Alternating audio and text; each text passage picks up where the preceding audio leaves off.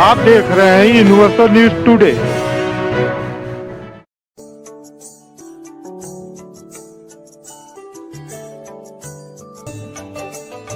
मैं leader of the house को बोलने का अवसर दे रहा हूं। और श्री राहुल गांधी जो इसी सदन के सांसद हैं, राहुल गांधी ने लंदन में जाकर भारत को बदनाम करने की कोशिश की है और कहा है कि भारत में लोकतांत्रिक व्यवस्था पूरी तरह से तहस-नहस हो रही है और विदेशी ताकतों को आकर यहां पर भारत के लोकतंत्र को बचाना चाहिए। कि भारत की गरिमा पर, भारत की प्रतिष्ठा पर उन्होंने गहरी चोट पहुंचाने की कोशिश की है। अध्यक्ष महोदय, मैं आपसे यह मांग करता हूं कि पूरे सदन के द्वारा उनके इस व्यवहार को कंडेम किया जाना चाहिए और उनको ये आपके द्वारा निर्देश दिया जाना चाहिए कि संसद के फोरम पर आकर वह क्षमा याचना करें। अध्यक्ष महोदय, मैं आपसे अनुरोध करना चाहता हूं। उसके पश्चात सदन के माननीय प्रतिपक्ष के नेता बोलेंगे। संक्षिप्त में सर, मुझे बोलने तो दिया। प्लीज डिस्टर्बेंस किया। सदन के नेता प्लीज संक्षिप्त में। सर, बड़े ही शर्मनाक से अपनी बात कहिए प्लीज। बड़े ही शर्मनाक तरीके से एक विपक्ष के वरिष्ठ नेता ने भारत के लोकतंत्र के ऊपर प्रहार किया। भारत में जिस प्रकार से एक विदेशी देश में जाके जिस प्रकार से उन्होंने भारत की सेना का अपमान किया, भारत के सदन का अपमान किया, अध्यक्ष का अपमान किया, जिस प्रकार से उन्होंने प्रेस का अपमान किया, जुडिशरी का अपमान किया और पूरे देश ने देखा कि विदेशी धरती पर जाकर विपक्ष के नेता ने किस प्रकार से पूरे भारतवासियों के ऊपर चोट लगाई है। मैं समझता हूँ पूरे देश और हर भारतवासी का उन्होंने माफी मांगनी चाहिए। उन्होंने यहाँ के सेना की माफी मांगनी चाहिए, सदन में आके प्रेस की, जुडिशरी की, भारत में जो लोकतंत्र चल रहा है उस पर उनके प्रहार की माफी मांगनी चाहिए।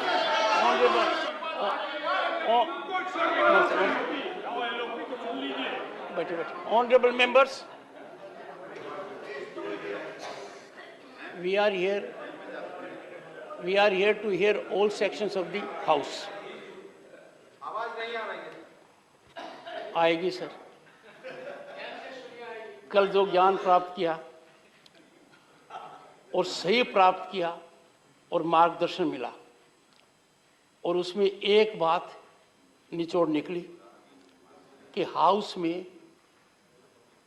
यदि अगर नेता कुछ कहते हैं तो प्रतिपक्ष के नेता को भी कहने का उतना ही अधिकार है और औरों को भी है।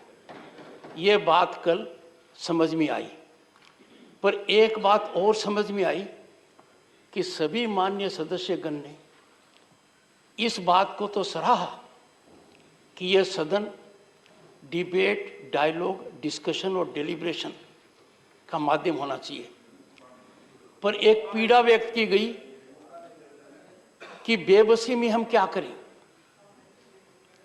माननीय सदस्यगण ने काफी बातें कही और मैंने गहन चिंतन किया। मैंने ये पाया कि 258th सेशन में और 259th के पार्ट ऑफ द सेशन में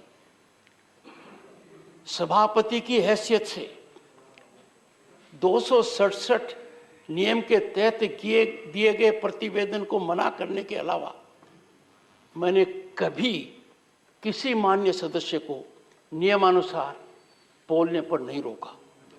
मेरे लिए एक पीड़ा का विषय है, क्योंकि मैं भी माननीय एलओपी को सुनूंगा, सदन के नेता बोल चुके हैं। एक पीड़ा का विषय है कि आप सबकी सहमति से बिजनेस एडवाइजरी कमेटी में महत्वपूर्ण मुद्दे पर 12 घंटे का समय एलोकेट किया गया था और जब पूर्व वित्त मंत्री वरिष्ठ नेता पी चिदम्बरम बोल रहे थे तो उन्होंने सदन में कहा कि मैं अपने वक्तव्य में इस विषय पर किसी भी विषय को रेज कर सकता हूं और यही सदन की परंपरा भी रही है। मेरे लिए चिंता का विषय है आप लोगों के लिए चिंतन का विषय है कि हम 12 घंटे तक चर्चा नहीं कर पाए। सरकार के रवैये की वजह से। सर, आपकी आवाज बहुत बुलंद है, डेसिबल लेवल थोड़ा कम रखिए, क्योंकि मुझे कल एक बात बहुत अच्छी लगी, जब सब मेरे मित्र हैं चारों तरफ, तो डेसिबल लेवल तो कभी कभी ऊंचा होना चाहिए। रोज चिंतन का विषय है, क्या हम उस 1/3 समय में वो बातें नहीं उठा सकते थे और उन बातों को उठाकर सरकारी तंत्र को बाधित कर सकते थे टू रेस्पोंड। मेरा आपसे अनुरोध रहेगा कि इस सदन में भारत की स्थिति को देखते हुए, we have unity in diversity, we are a blossoming democracy. अलग अलग मत होंगे, अलग अलग विचार होंगे। लीडर ऑफ द हाउस ने एक विचार व्यक्त किया है, नहीं एक सेकंड, मैं लीडर ऑफ द हाउस को बोलने का अवसर दे रहा हूं और फिर उसके पश्चात सदन के माननीय प्रतिपक्ष के नेता बोलेंगे। बोले संक्षिप्त में। सर, मुझे बोलने तो दिया ही नहीं। प्लीज इतना डिस्टर्बेंस किया। सदन के नेता प्लीज संक्षिप्त में। सर, बड़े ही शर्मनाक से अपनी बात कहिए प्लीज। बड़े ही शर्मनाक तरीके से एक विपक्षी नेता विदेशी देश में जाता है और भारत के लोकतंत्र पे अनाप शनाप बातें करते हैं। भारत की प्रेस, भारत की जुडिशरी, भारत की मीडिया, भारत के इलेक्शन कमीशन, भारत की सेना, सभी के ऊपर आरोप लगाते हैं और एक प्रकार से जो पूरा विश्व आज भारत की गुणगान कर रहा है, भारत के लोकतंत्र की गुणगान कर रहा है।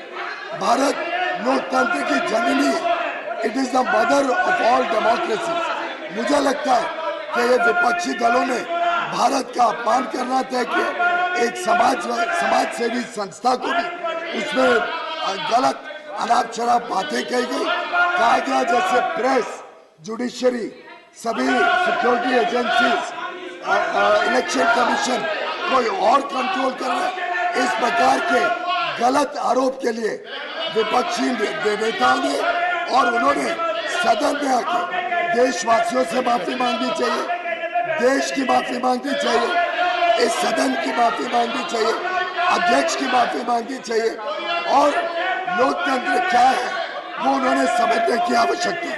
सर, लोकतंत्र को खतरा तब था जब भारत के फंडामेंटल राइट्स सस्पेंड किए गए इमरजेंसी में। किसने किया? उन्हीं के पार्टी ने किया। लोकतंत्र खतरे में कब आता है?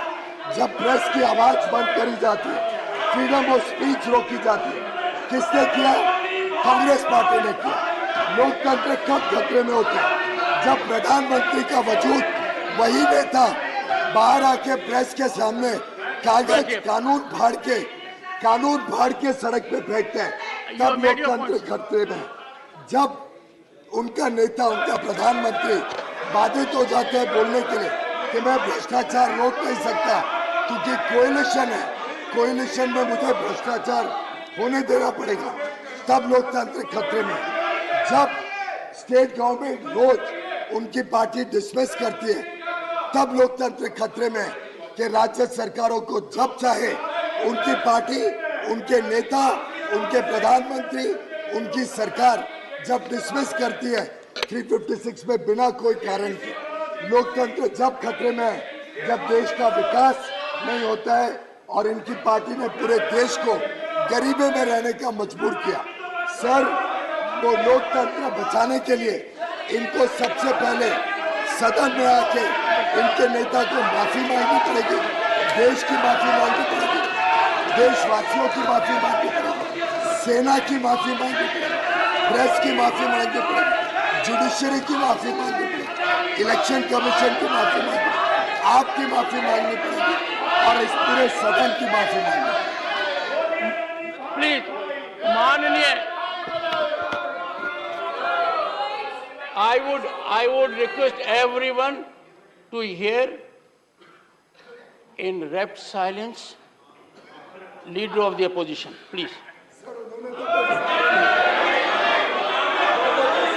सर मैं आपसे ये निवेदन करना चाहता हूँ कि जो इस सदन का सदस्य नहीं है और वो दूसरे सदन से सदस्यों को यहाँ पर रेफर करके उनको टीका करना और पूरे कांग्रेस पार्टी के ऊपर टीका करना, ये जो लीडर ऑफ द हाउस है इनके स्टेटमेंट को मैं कंडम करता हूँ। और उन्होंने कहा डेमोक्रेसी का जो नहीं है इस देश में, जो ये बार बार कह रहे हैं, यहाँ जो चल रहा है उस विषय के बारे में सारी दुनिया जानती है। अगर हमने कुछ कहा कि डेमोक्रेसी यहाँ पर नहीं चल रही ठीक ढंग से, संविधान के अनुसार नहीं चल रही है, डेमोक्रेसी के उसूलों के तहत नहीं चल रही है कहना, और मैं ये कहना चाहता हूँ सर, मोदी साहब चाइना में जाके कहते हैं हिंदुस्तान में डेमोक्रेसी नहीं है, हिंदुस्तान बचा नहीं है, हिंदुस्तान 2014 के बारे में ये सब और मोदी कांग्रेस के खिलाफ, कांग्रेस के सरकार के खिलाफ इतनी आग भड़काई। Stands adjourned to meet at 2 p.m. today.